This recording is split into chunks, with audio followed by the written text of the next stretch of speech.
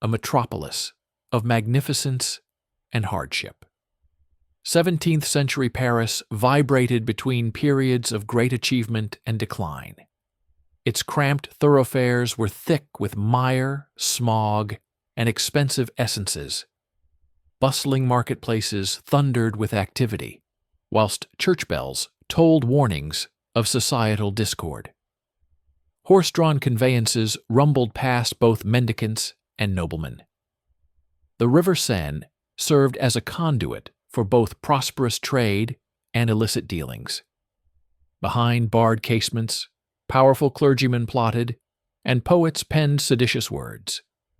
Paris was a place of brilliance, instability, and profound yearning, a city on the cusp of radical change.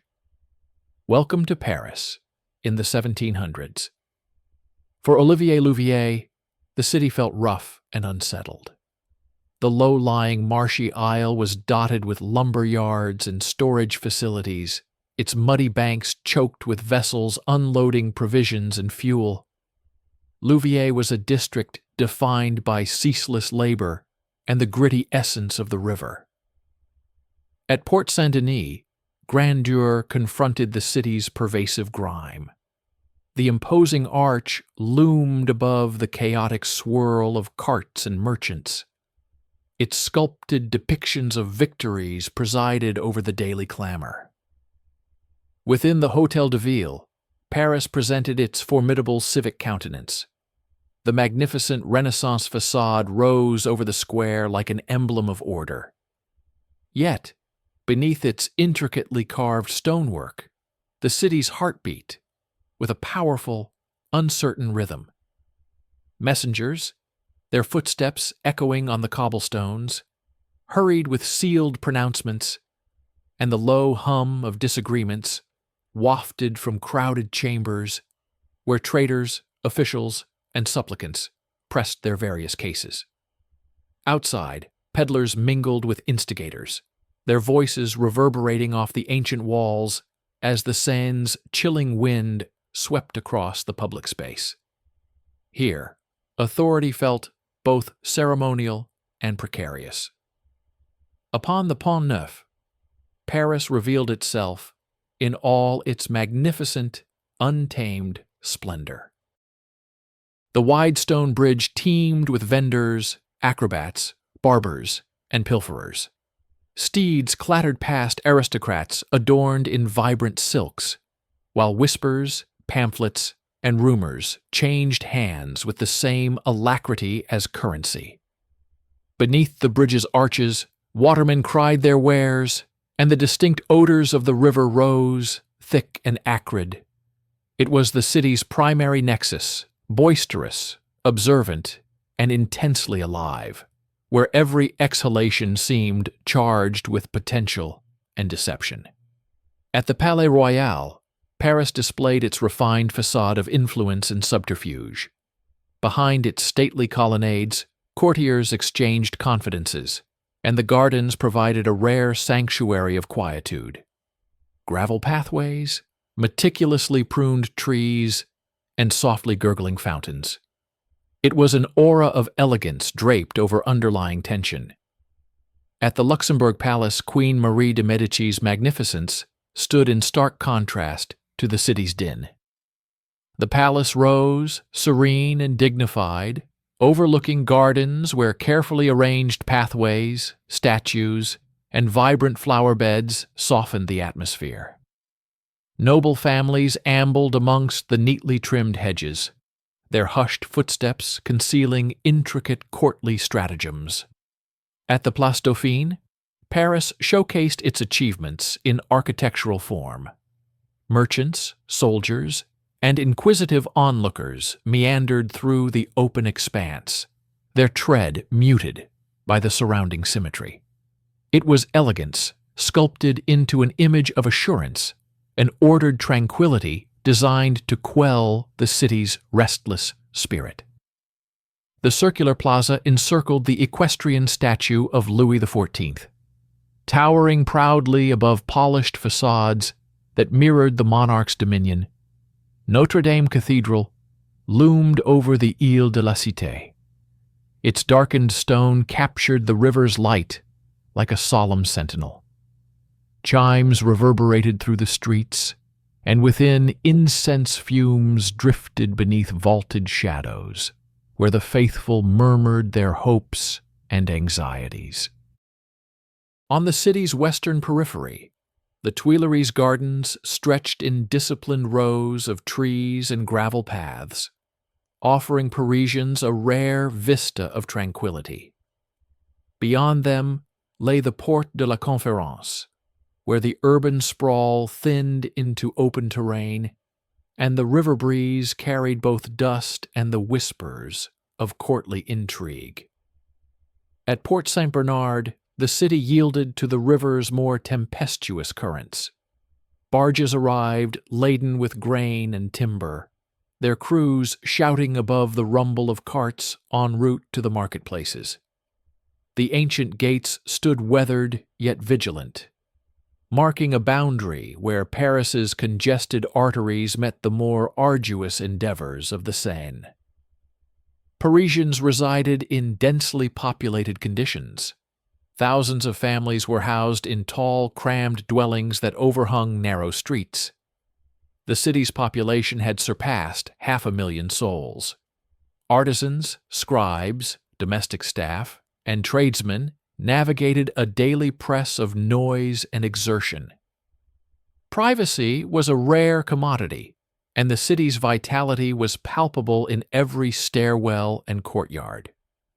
The impoverished denizens of Paris congregated on church steps and at bridge corners, cloaked in rags against the city's pervasive dampness. Beggars implored for coins or scraps, their children trailing behind with vacant stares. Amidst the bustling markets and opulent palaces, their presence was a constant, a silent testament to hunger woven into the fabric of the capital's daily existence. Winters in 17th-century Paris were more severe than in modern times. The Seine often froze completely. Parisians flocked onto the ice with skates, sleds, and makeshift vendors' stalls, transforming the frozen river into a lively winter carnival.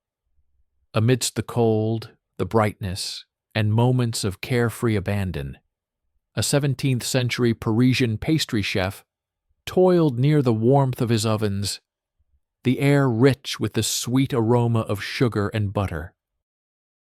Tarts, biscuits, and candied fruits attracted throngs to his establishment, where both aristocrats and laborers paused for small indulgences. His craft offered a fleeting escape, delicate pleasures in a city of incessant noise and pervasive hunger. Within the Galerie du Palais, booksellers offered the latest pamphlets and illicit verses, while the haberdasher's stall gleamed with an array of ribbons and fine fabrics. The passageway buzzed with gossip, haggling, and the rustle of burgeoning ambition. Parisian life was compressed into a single, crowded corridor. In the year 1628, Louis XIII and Cardinal Richelieu governed in a state of tense accord. Richelieu's strategic acumen guided the monarch through periods of siege and political maneuvering. Their alliance, sustained by sheer force of will, held the kingdom together.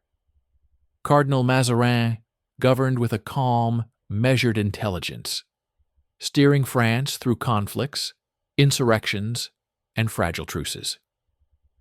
Though soft-spoken, he was resolute, shaping the early trajectory of the young Louis XIV. Louis XIV, son of Louis XIII, grew up with vivid memories of the unrest that once convulsed Paris, and he resolved to command the city with both overwhelming authority and grand spectacle. As king, he reconfigured the capital with ambitious vision, demolishing old fortifications to construct broad avenues, carving out the Place Vendôme and Place de la Concorde within the city's dense core, and commissioning monumental triumphal arches like the Port Saint-Denis to elevate royal prestige. He established illustrious institutions, reinforced the military, and populated Paris with architects, sculptors, and fountain designers who brought his vision of classical elegance to life.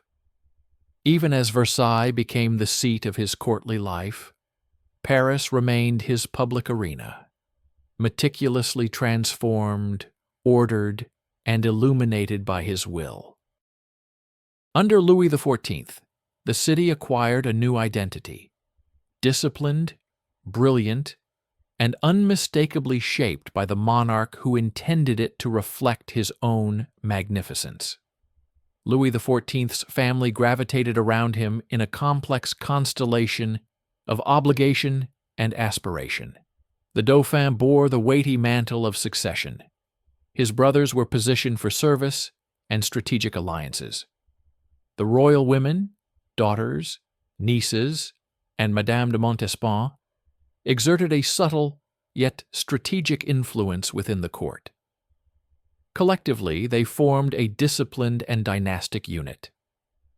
By the close of the 17th century, the Tuileries Gardens had been revitalized by Louis XIV and André Le Nôtre into a landscape of sweeping geometric order. Broad promenades, meticulously trimmed hedges, and precisely laid-out parterres drew Parisians into an environment of royal symmetry. It was a scene of calm, measured, and impeccably arranged beauty. This concludes our reconstruction of 17th century Paris. Subscribe for further expeditions into the annals of history.